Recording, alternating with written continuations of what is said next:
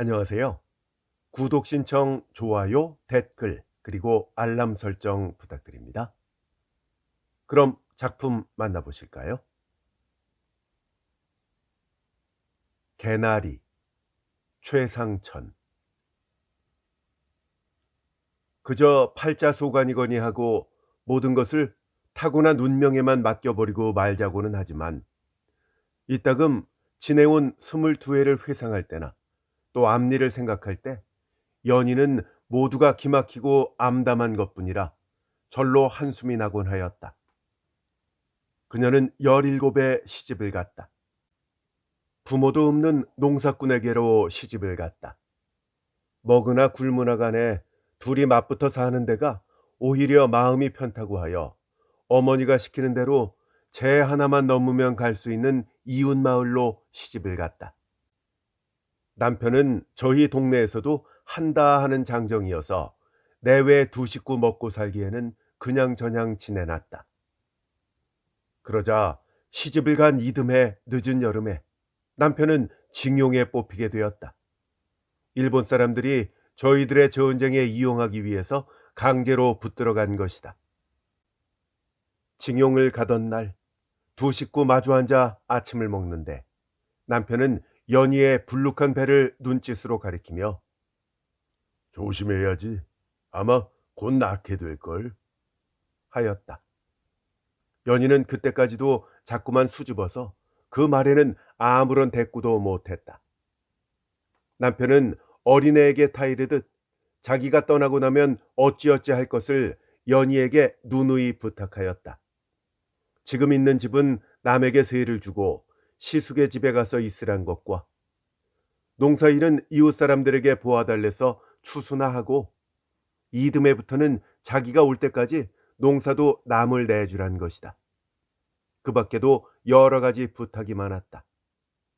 그 중에도 남편이 연희를 자꾸 시숙의 집에 가서 있으라는 것은 젊은 여자가 혼자서 집을 지키고 있다가 무슨 탈이라도 생길까 봐 그것을 제일로 걱정하는 눈치임을 연희도 짐작할 수 있었다. 시키는 대로 할 테니까 내 걱정은 조금도 말아요. 연희는 고개를 숙이고 콧눈물을 훌쩍이며 겨우 한마디 입을 떼었을 뿐이다. 그런지 1년 만에 해방이 되었다. 해방이 되자 병정으로 징용에 끌려갔던 젊은이들이 날마다 제 고장을 찾아들었다. 그러나 웬일인지 연희가 기다리고 기다리는 남편은 돌아오지 않았다. 꼭 와야 할 남편은 돌아오지 않았다. 연희는 오지 않는 남편을 기다려 몸이 달았다. 그러자 남편과 한날 한시에 이 고장을 떠난 젊은이들이 두 사람 꽃같이 돌아왔다. 그들의 부모 처자는 죽었던 사람이 되살아온 듯이나 반가운 모양. 그저 기쁘고 즐거워서 어쩔 줄을 몰라 했다. 연희는 그들이 왔다는 소식을 듣자 곧 아이를 등에 업고 부랴부랴 그들의 집을 찾아가서 남편의 소식을 물었다. 우리 집 그 양반은 안 옵니까? 연희는 등에서 보채는 어린 것을 우쭐우쭐 달래며 무슨 말이든 간에 1분 1초라도 속히 그들의 입에서 대답이 나오기만 고대하였다. 뭐라고 할 말이 없습니다. 갈 때는 3사람이 갔다가 올 때 2사람만 오게 되니 아주머니 대할 낯이 없구만요. 젊은이는 그러면서 짐을 끄르고 흰 보자기에 쌓인 상자 하나를 공손히 2손으로 받들어 연희의 앞에다 내밀었다. 유골이라는 그런 유식한 문자를 촌색시가 알 턱이 없다. 흰 보자기에 싼 네모진 상자를 이런 촌에서 연희는 단 한 번도 본 적이 없다. 그러나 그것이 무엇이란 것을 연희는 눈치로 벌써 누구보다도 잘 느껴 알 수 있었다.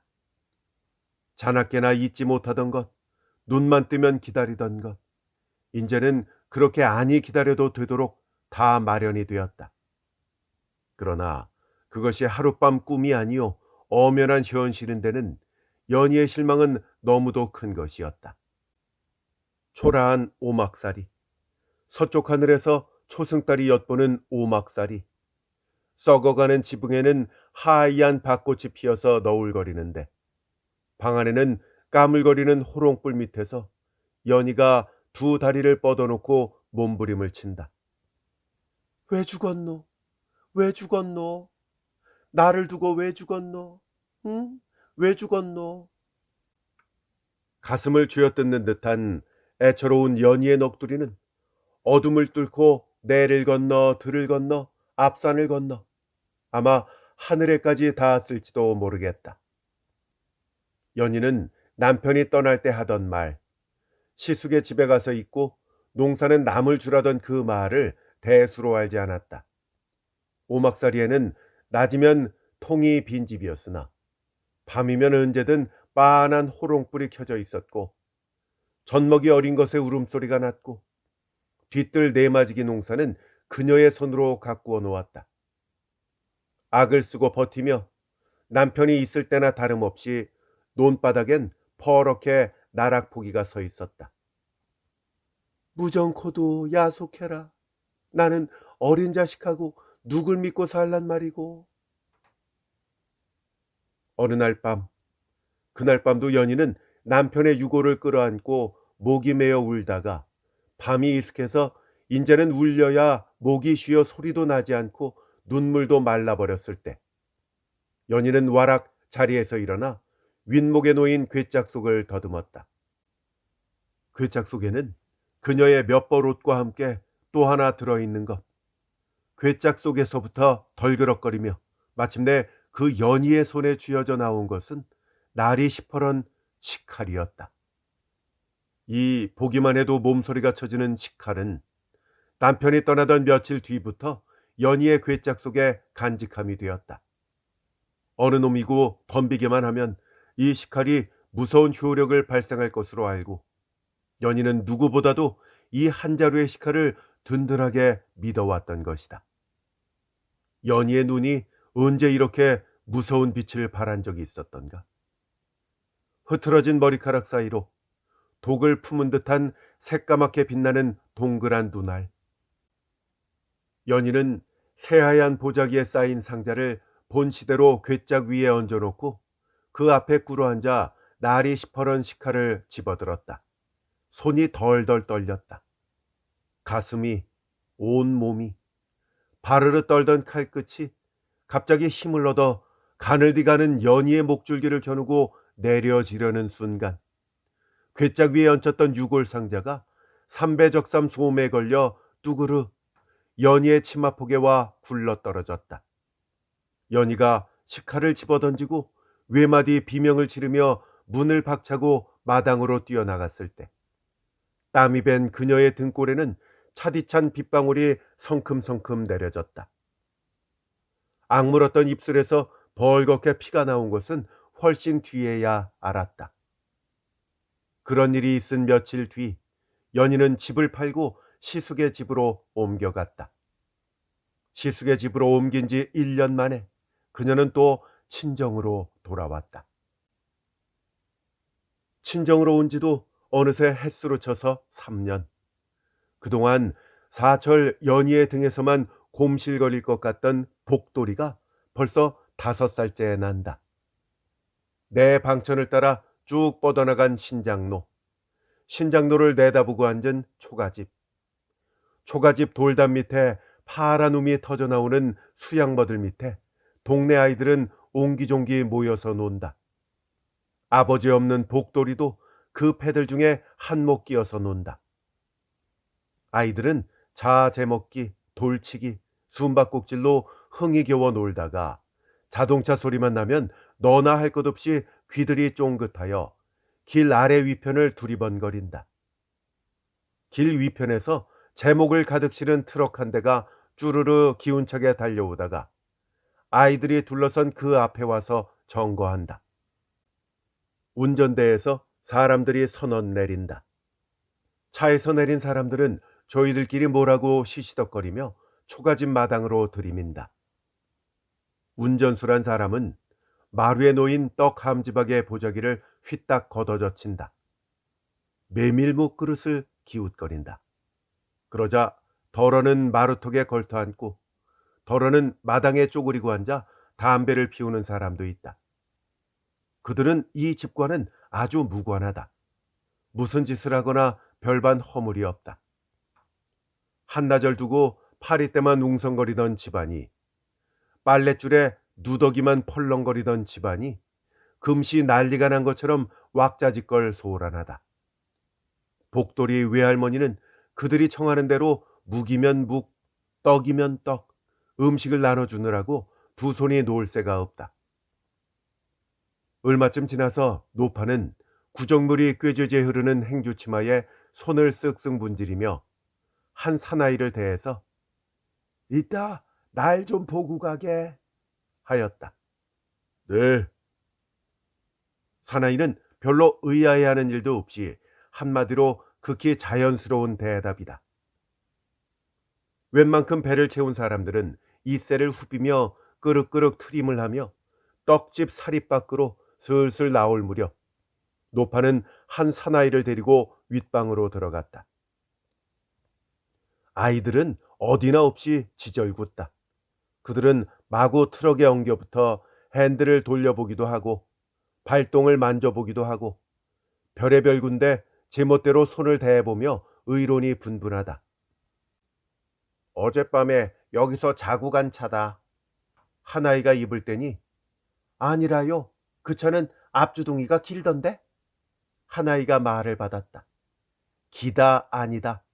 이렇게 의견이 대립되어 서로들 버티는 판에 누구보다도 확신을 가진 떡집의 복돌이가 나서야 할 판. 아니야. 바로 이 차가 길어요. 도리가 엉덩이까지 훑어져 내려간 바지춤은 아예 축혀 올릴 생각도 않고 손으로 차를 가리키며 앞으로 썩 나서니 아이들은 그렇다 그렇다 하고 도리의 말에 찬동이다. 뿐만 아니라 곧장 아니라고 버티던 아이들까지도 그제는 불어 그랬지 하고 능청스럽게 돌려대 버린다. 아이들의 전 인기가 도리에게로 집중되자 그는 무슨 대단한 일이나 한 듯이 패기만만한 중에 떡집을 나온 사나이들은 저희들끼리 얘가 그 애니 쟤가 그 애니 하고 쑥덕거리다가 그 중에 한 사람이 마침내 도리를 보고 저 사람이 누구냐 하고 이제 막 떡집에서 뒤쫓아 나오는 사나이를 가리키며 물었다. 도리는 가리키는 대로 빛낡은 중절모를 쓰고 다 해진 가방을 든 사나이를 바라보며 우두커니 섰으려니 그 옆에 섰던 사람이 너희 아버지다 너희 아버지 하였다. 도리는 자그마니 팔짱을 낀 채 사뭇 그 말이 의아스러워 입을 뗀 사나이의 얼굴만 말끄러미 쳐다보는데 사나이는 또 어른답지 않게 킬킬 웃기까지 하여 그만 모여 섰던 아이들은 서로 약속이나 한 듯이 일제히 까르르 웃어댔다. 트럭은 중절모를 태워가지고 휙 떠났다. 길바닥에 먼지를 뿌옇게 날리며 차가 떠나자 아이들은 도리를 마구 놀려댔다. 중절모를 쓰고 가방을 든 흉내를 내며 저 사람이 누구냐 하면 다른 아이가 있다가 너희 아버지다 너희 아버지. 제법 어른들의 말투를 따서 찢고 까부는 데는 도리는 아무래도 견딜 수 없었다. 아까부터 얼굴이 뻘겋게 달아서 두 볼이 불퉁해진 도리는 그만 길바닥에 조약돌이며 흘기며를 사정없이 움켜쥐어 아이들에게 끼얹었다. 아이들이 우우 골목 안으로 줄다름을 치자 도리는 슬그머니 손에 쥐었던 것을 놓고 집으로 발을 떼어 놓았다. 도리냐? 외할머니가 마루 양지 쪽에 장죽을 물고 앉았다가 부르는 말에는 들은 채도 않고 도리는 코를 훌쩍 마시면서 윗방문을 열었다.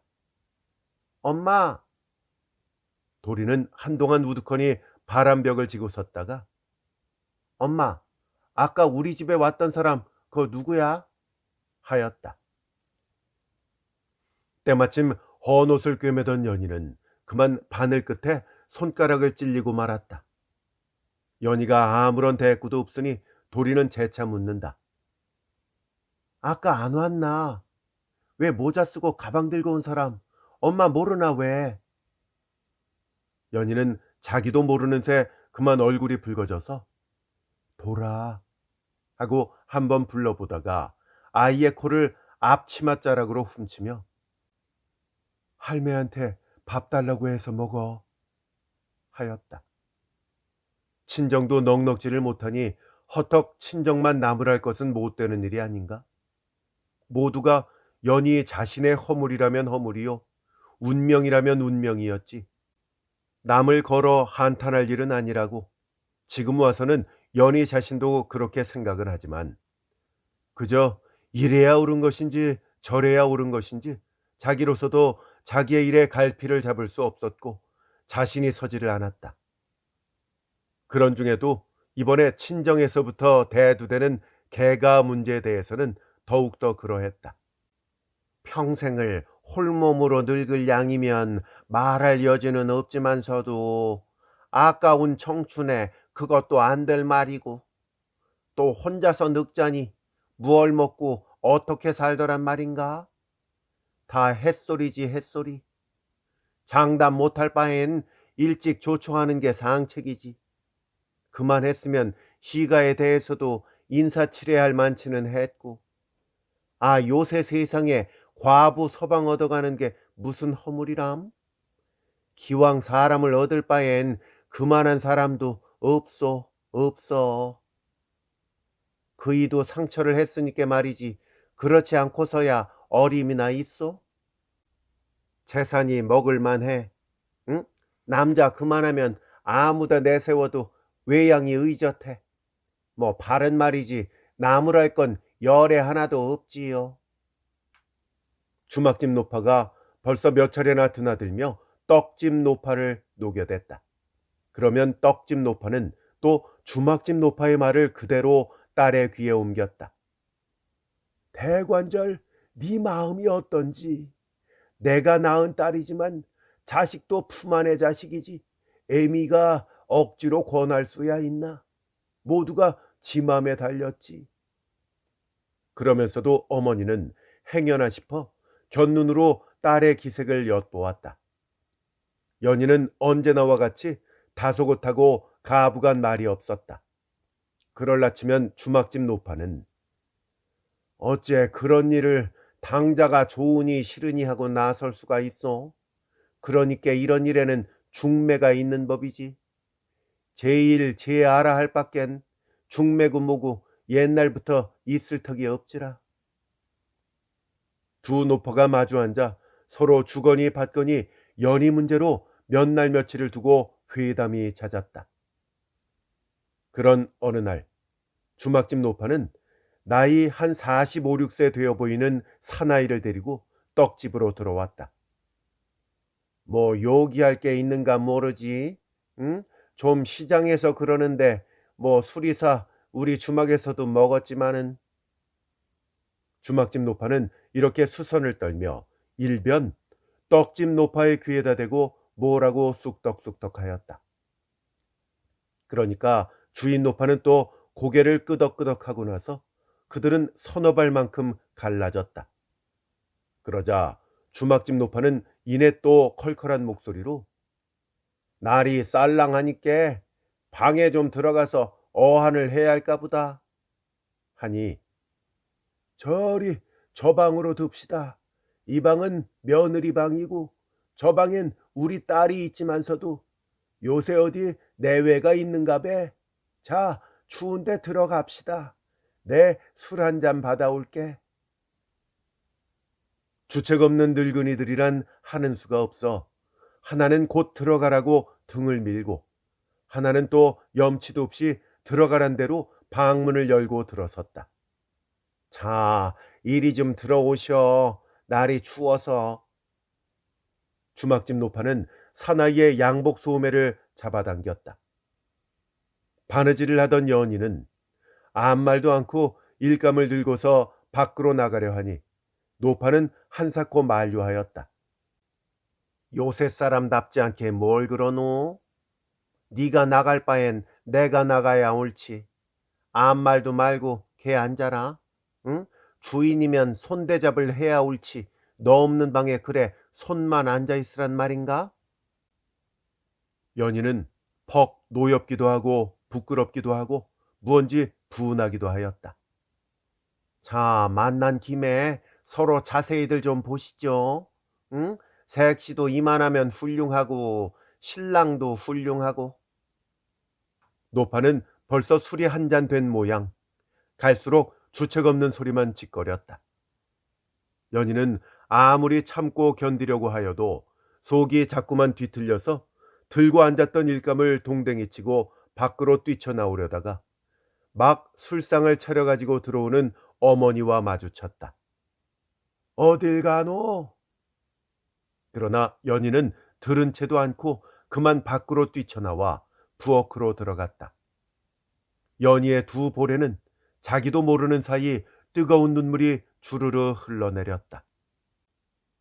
무엇 때문에 이다지도 서러운 것인지 눈물은 그칠 새도 없이 줄곧 솟아났다. 연희는 그만 치마폭으로 얼굴을 감싸고 아무렇게나 부엌 바닥에 쓰러졌다.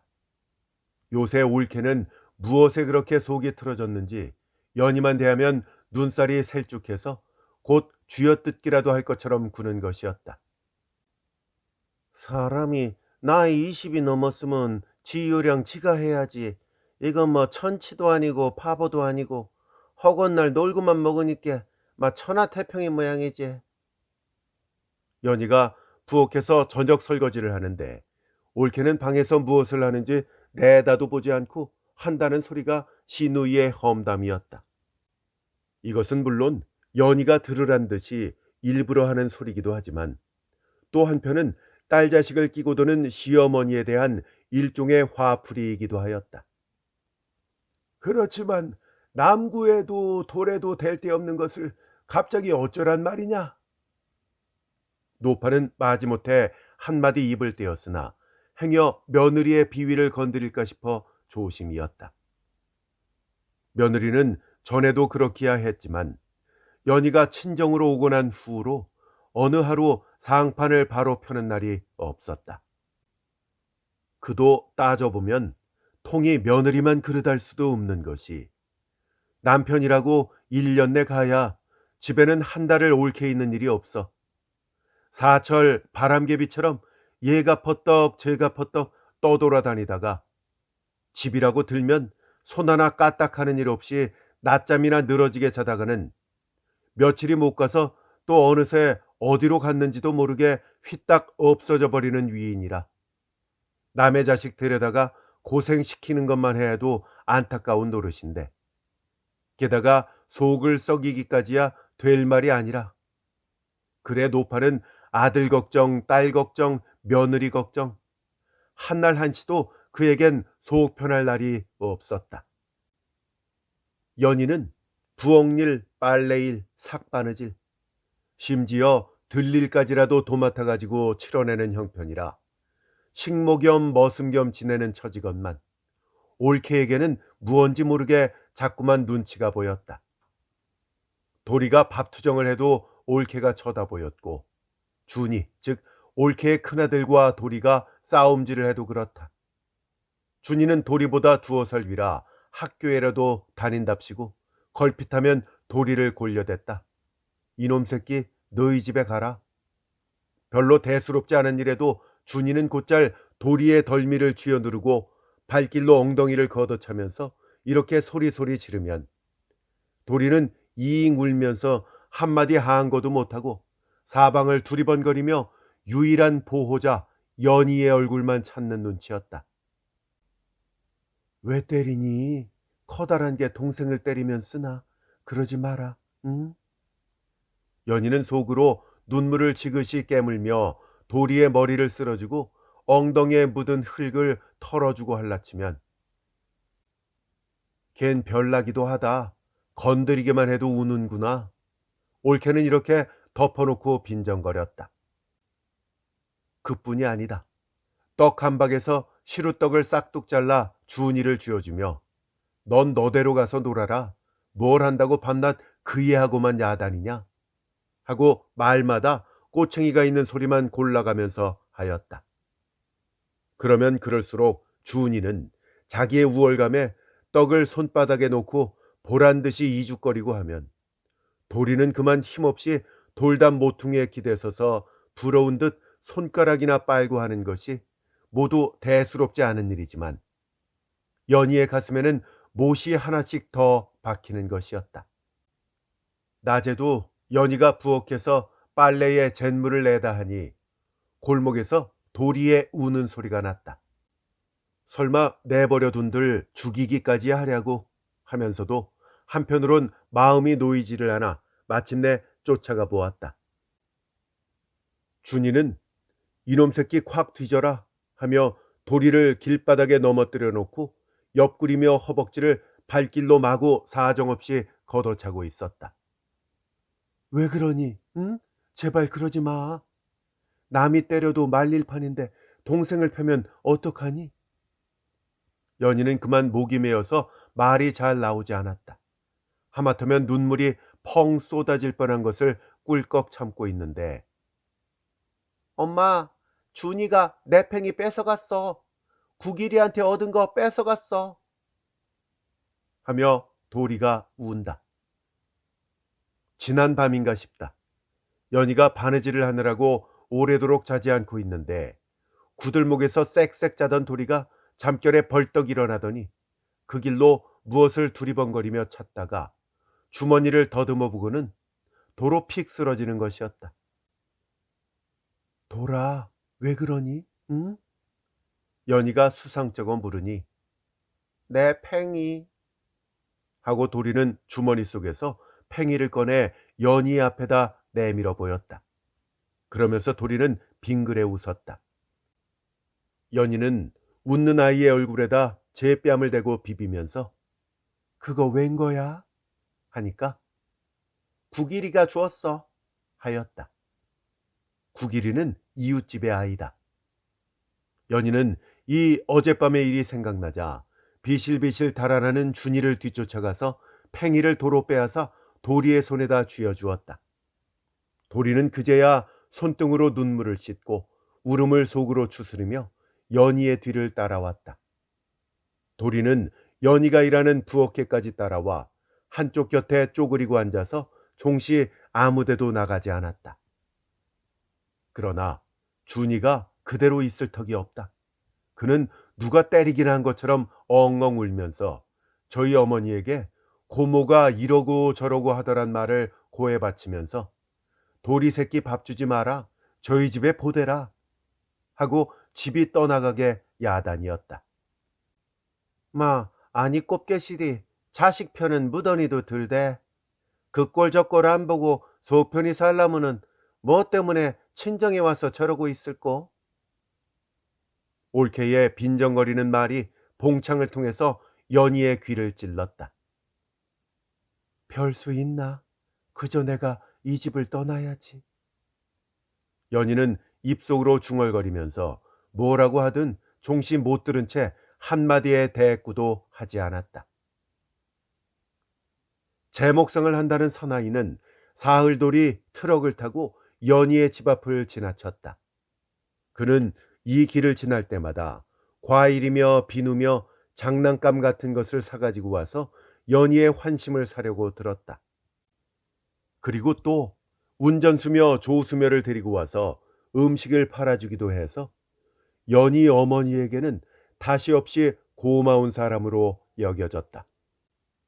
그런 어느 날 저녁 때 꽤 어두워서다. 사나이는 약주를 한 병 사들고 연희의 집을 찾아왔다. 그는 마루턱에서 두어 번 헛기침을 하다가 마침내 윗방문을 바라보며 저 돌아 하였다. 사나이가 두 번째 아이의 이름을 불렀을 때 큰 방에서 올케 소리가 났다. 네가 왔나 본데 좀 내다봐요. 때마침 연희 어머니는 도리를 데리고 이웃집 신행잔치에 가고 없었는지라 연희는 어쩌는 수 없이 문을 바스스 열고 가느다란 소리로 어서 오세요 하고 주인 노릇을 하였다. 저 미안합니다. 사나이는 덜그럭거리며 구두를 벗고 방으로 들어왔다.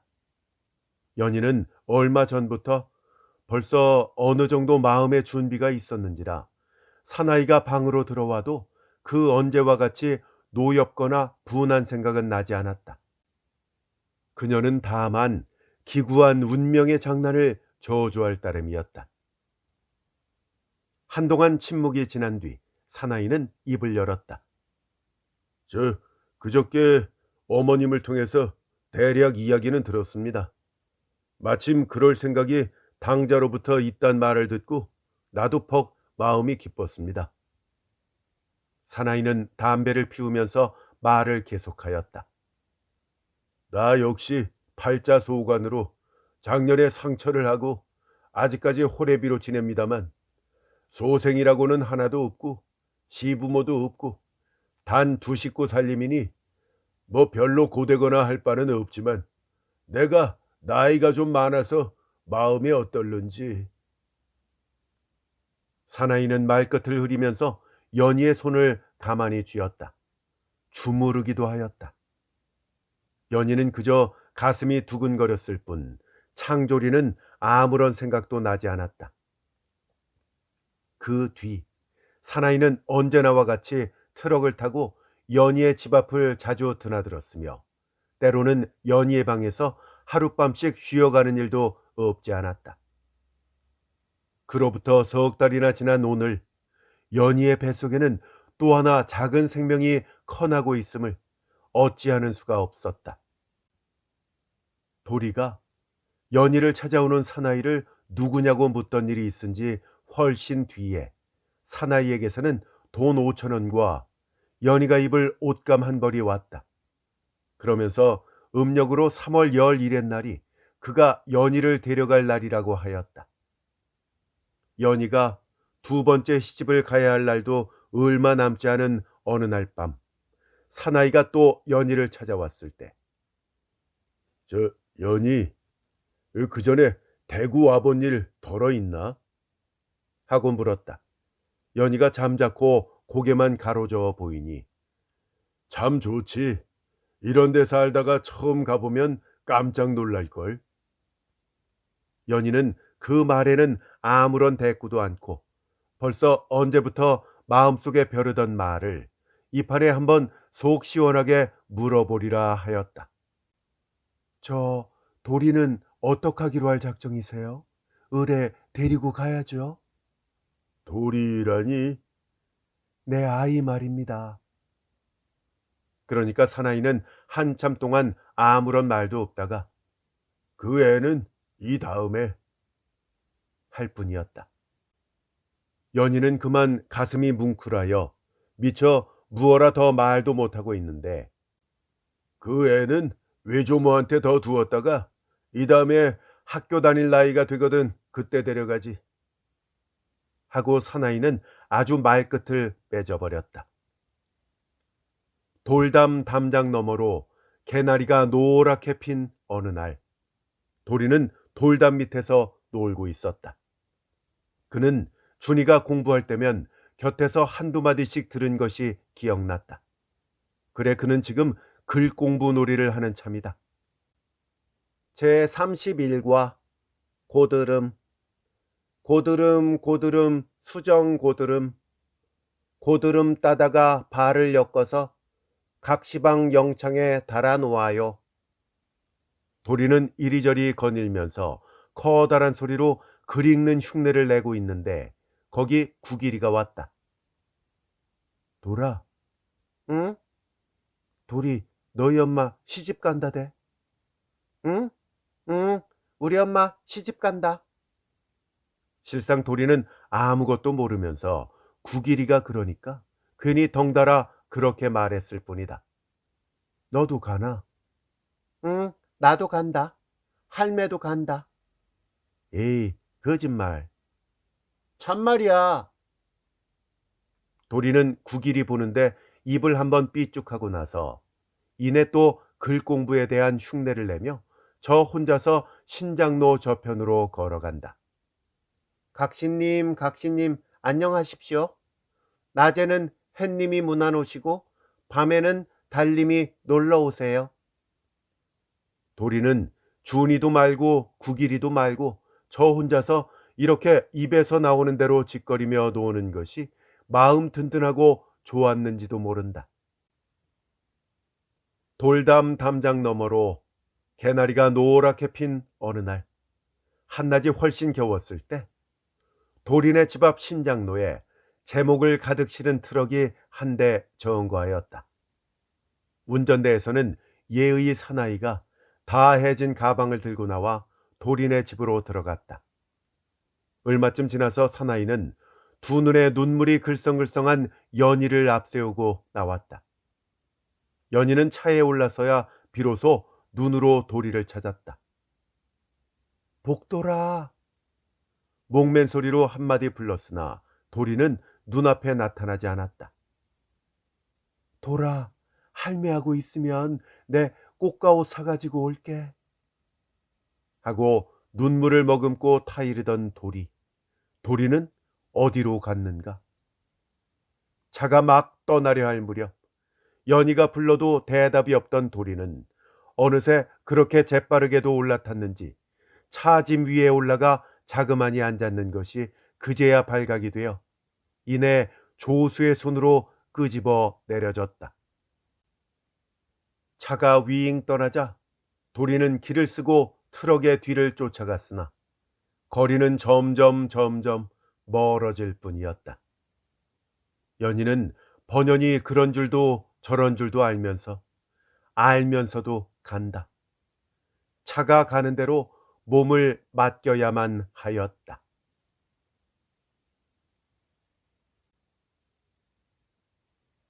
최상천 작가의 단편소설 개나리였습니다.